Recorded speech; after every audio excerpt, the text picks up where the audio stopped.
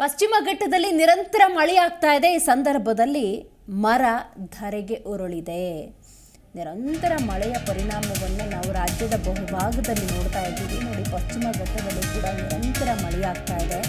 ಚಾಲಕನ ಸಮಯ ಪ್ರಜ್ಞೆಯಿಂದ ಭಾರಿ ಅನಾಹುತವೊಂದು ತಪ್ಪಿದೆ. ಕ್ಷಣಾರ್ಧದಲ್ಲಿ ಬಚಾವಾಗಿದೆ ಗೂಡ್ಸ್ ವಾಹನ. ಈ ಸಂದರ್ಭದಲ್ಲಿ 2 ಗಂಟೆ ರಸ್ತೆ ಕೂಡ ಬಂದಾಗಿದೆ. ಸಂಚಾರ ಅಸ್ತವ್ಯಸ್ತಗೊಂಡಿದೆ. ಕೌಂದಲ ಗ್ರಾಮದ ಖಾನಾಪುರ ಬಿಡಿ ರಸ್ತೆಯಲ್ಲಿ ಆಗಿರುವಂತಹ ಘಟನೆ ಇದು. ನಿರಂತರ ಮಳೆ ಆಗ್ತಾ ಇದೆ, ಅಲ್ಲಲ್ಲಿ ವ್ಯತ್ಯಾಸಗಳಾಗ್ತಾನೆ ಇದ್ದಾವೆ. ನೋಡಿ, ಭಾರೀ ಗಾತ್ರದ ದೊಡ್ಡ ಮರ ಹೇಗೆ ರಸ್ತೆಗೆ ಉರುಳಿದೆ ಅನ್ನೋದನ್ನು ನೀವು ನೋಡ್ತಾ ಇದ್ದೀರಿ. ಪಕ್ಕದಲ್ಲಿರುವಂತಹ ಗೂಡ್ಸ್ ವಾಹನವನ್ನು ಕೂಡ ನೀವು ಗಮನಿಸ್ತಾ ಇದ್ದೀರಿ. ಬೆಳಗಾವಿ ಜಿಲ್ಲೆ ಖಾನಾಪುರ ತಾಲೂಕಿನ ಕೌಂದಲ ಗ್ರಾಮದಲ್ಲಿ ಆಗಿರುವಂತಹ ಘಟನೆ. ಮರ ಬೀಳೋದನ್ನು ಗಮನಿಸಿ ಸದ್ಯ ವಾಹನ ಚಾಲಕ ಅಲ್ಲೇ ವಾಹನವನ್ನು ನಿಲ್ಲಿಸಿದ್ದಾರೆ. ಇಲ್ಲಾಂದರೆ ಬಹುದೊಡ್ಡ ಅನಾಹುತ ಆಗಬೇಕಾಗಿತ್ತು. ಮರ ಬೀಳೋದನ್ನು ಗಮನಿಸಿ ತತ್ಕ್ಷಣವೇ ವಾಹನವನ್ನು ಅಲ್ಲಿ ನಿಲ್ಲಿಸಿಬಿಟ್ಟಿದ್ದಾರೆ ರಸ್ತೆಯಲ್ಲಿ. ಸೊ ವಾಹನದ ಮುಂಭಾಗದಲ್ಲಿ ಆ ಮರ ಬಿದ್ದುಬಿಟ್ಟಿದೆ. ನಂದಗಡ ಪೊಲೀಸ್ ಠಾಣಾ ವ್ಯಾಪ್ತಿಯಲ್ಲಿ ಆಗಿರುವಂಥ ಘಟನೆ ಇದು. ಕೌಂದಲ ಗ್ರಾಮದ ಖಾನಾಪುರ ಬಿಡಿ ರಸ್ತೆಯಲ್ಲಿ ಆಗಿರುವಂತಹ ಘಟನೆ ನೀವು ದೃಶ್ಯದಲ್ಲಿ ಗಮನಿಸ್ತಾ ಇದ್ದೀರಿ.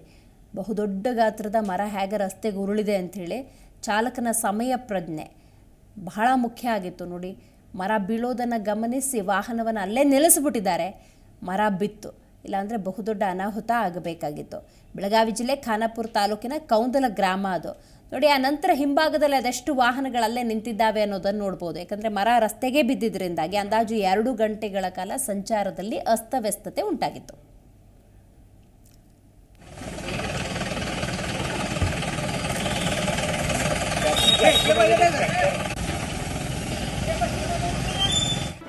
ಜಿ ಕನ್ನಡ ನ್ಯೂಸ್ ಈಗ ನಿಮ್ಮ ಮನೆಯಲ್ಲೇ ನೋಡಿ.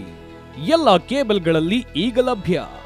ಸನ್ Direct 292, Jio TV 1334, U Digital 162, City Cable 51, GTPL 17, Abhishek Cables 821, Rock Line telecommunication 51, Shri Basaveshwara number 60, Vinayaka digital number 53, in digital number 896ರಲ್ಲಿ ನಿಮ್ಮಿಸ್ತದ ಜಿ ಕನ್ನಡ ನ್ಯೂಸ್ ನೋಡಿ ಆನಂದಿಸಿ.